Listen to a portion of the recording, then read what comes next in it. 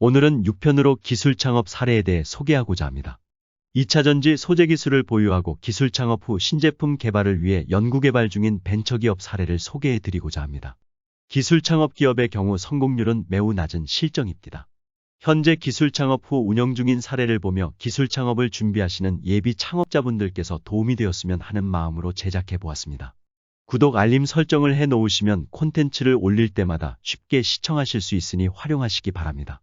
시청하시고 창업이나 경영 관련 궁금한 사항이 있으면 이메일로 보내주세요. 성심껏 회신해 드리겠습니다. 사례 설명은 카카오 아이번역 아나운서가 진행하도록 하겠습니다.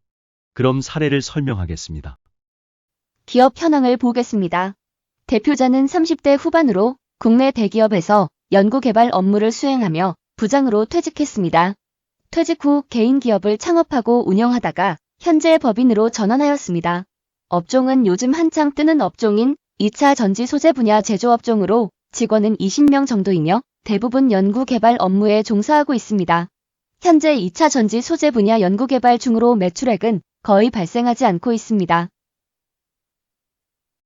기술 창업 과정을 보겠습니다. 기업 CEO는 우리나라 대학교에서 석사를 마친 후 일본 유명 대학에서 박사 학위를 취득하고 국내 대기업에서 2차 전지 소재 분야 연구개발 업무를 10여 년 이상 수행하며 기술력을 축적했습니다. 30대 후반 퇴직 후 개인 기업으로 청년 창업합니다.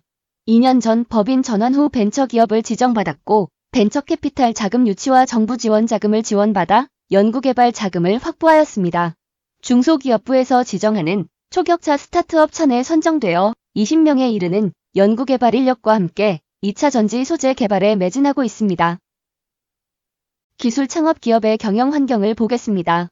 최근 대한상공회의소에서 발표한 자료에 따르면 기술력에 기반한 스타트업 기업의 경우 창업 후 1년 후 생존 기업은 약 75%, 5년 후 생존 기업은 약 95%인 것으로 나타나 생존율이 매우 낮은 실정입니다. 창업 후 5년 이내 스타트업 기업은 대부분 데스밸리를 통과 중으로 엔젤 투자금과 정부 지원금으로 연구개발을 진행하고 있습니다. 앞에 기업도 데스밸리를 지나고 있으며 영위 업종이 첨단 산업 분야로 대기업 중견기업도 적극적으로 참여하고 있어 경쟁이 치열한 상황입니다. 특히 이러한 첨단 산업 분야는 초기 선도기업이 이익의 대부분을 선점하는 특성으로 후발 기업은 개발을 완료해도 생존하기 어려운 구조여서 타 기업보다 기술 개발을 먼저 하는 것이 무엇보다도 중요합니다. 기술 창업 시 CEO가 유념해야 할 주요 이슈에 대해 알아보겠습니다. 기업은 자금 없이 운영될 수 없으니 데스밸리 기간 중에도 운영할 수 있는 자금을 확보하여야 합니다. 정부와 지원기관의 지원 자금을 적극 활용하고 투자자를 통한 투자금도 경영권을 고려하여 유치해야 합니다. 그리고 기업이 개발하고 있는 기술을 경쟁 기업보다 빨리 개발할 수 있도록 노력해야 할 뿐만 아니라 기술 개발 동향과 경쟁 기업 상황 등 외적 환경 변화도 주시해야 합니다. 또한 마케팅 근시안이라는 말이 있는데 소비자의 니즈를 반영하지 못하고 너무 기술 개발만 집중해서 완료하다 보니 시장에서 실패하는 경우를 일컫는 말입니다. 기술 개발에 집중하되 소비자의 니즈에 충족하는 제품 개발을 해야 합니다. CEO는 제품의 판로 개척에 많은 관심을 기울여야 합니다. 현대 시장은 잘 만드는 것 못지않게 잘 파는 것이 중요한 시대입니다. 완성된 제품에 대한 고객 발굴 등 판로 개척에 CEO는 특히 관심을 갖고 노력해야 합니다. 요즘 기업 시장에는 자금 사정이 어려운 유망한 중소기업에 대해 다양한 방법으로 접근해 투자금을 제공하고 궁극적으로 경영권을 탈취하는 기업 사냥꾼이 있습니다. 경영권 유지를 위해 자본금 지분 구조를 건실히 잘 관리하고 관련 법령도 숙지하시기 바랍니다. 기업 가정신 사례로 에디슨에 대해서 한번 알아보도록 하겠습니다. 에디슨은 과학자이며 발명가이고 기업가입니다. 미국의 유명한 기업 GE의 창업자이기도 하죠. 잘 아시는 것처럼 전구를 발명을 했습니다. 전구에서 가장 중요한 빛을 내는 필라멘트를 개발해야 했습니다. 이 필라멘트는 금속을 융합해서 필라멘트를 만드는데 90가지의 실험을 했다고 합니다. 이때 실험하면서 쌓아놓은 종이가 2층 높이 규모로 많은 실험을 했답니다. 그래도 개발이 안 되자 연구원들이 에디슨에게 이 개발은 도저히 안 되는 것으로 보이니 이제 그만하자고 했습니다. 그러나 에디슨이 연구원들에게 우리는 실패한 2000여 번의 실패한 사례를 갖고 있다. 이것도 활용할 수 있는 중요한 지식이다 라고 하며 계속해보자고 독려했다고 합니다. 그 결과 2400번 만에 빛을 내는 필라멘트를 만들고 전구를 발명하게 된 것입니다. 이 전구를 발명해서 어떻게 됐습니까? 밤에 촛불 대신 전구를 사용할 수 있게 됐죠. 밤을 환하게 밝힐 수 있게 되어 활동하게 된 것입니다. 발명을 통해서 세상을 바꾼 것입니다. 이것을 기업가 정신의 한 사례로 설명합니다. 기업가 정신은 무에서 유를 창조하여 세상을 바꾼다고 설명합니다. 기업과 정신이 충만해야 위대한 기업이 많이 나오고 위대한 기업이 많아야 사회와 국가가 발전한다고 합니다.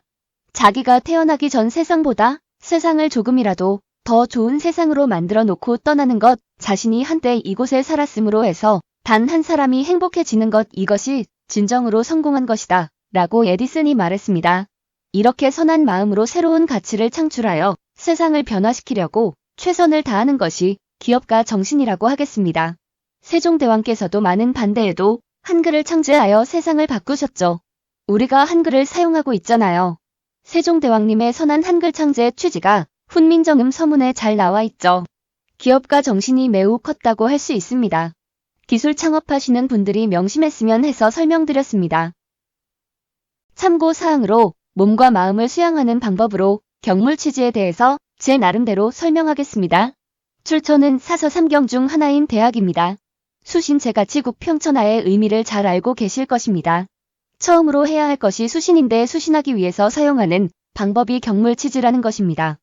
격은 다가가 깊게 연구하다는 것이고 물은 알고자 하는 사물이나 대상을 말합니다. 치는 궁극에 이르다는 것이고 지는 지식이라는 뜻입니다. 연결해 풀이해보면 알고자 하는 대상을 깊게 연구하여 지식의 궁극에 이른다는 의미입니다. 이렇게 내가 알고자 하는 대상을 깊게 연구하여 지식의 궁극에 다다르게 되면 의도가 성실해지고 마음이 바르게 되며 몸은 수양되어 가정과 사회가 평화롭게 된다는 것입니다.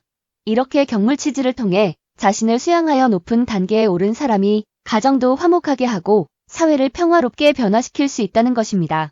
군주는 이런 사람을 관료로 등용하여 정치를 해야 나라를 평화롭게 통치할 수 있어 학문을 장려하고 인재를 육성해야 한다는 의미도 담겨 있다고 합니다. 앞 장에서 설명한 기업가 정신과도 일맥상통한다고 하겠습니다. 동양 사상과 서양 사상이 다른 듯하나 궁극에서는 같은 것 같습니다. 기술 창업하고 연구 개발에 매진하시는 스타트업 CEO께서도 개발하고 있는 제품이 환경과 인간을 이롭게 할 수 있는 일을 한다는 사명감으로 열심히 경물 취지하시면 희망찬 미래가 있을 것이라고 확신합니다. 꼭 성공하시기 바랍니다. 오늘은 이만 마치겠습니다. 다음 7편에서 만나겠습니다.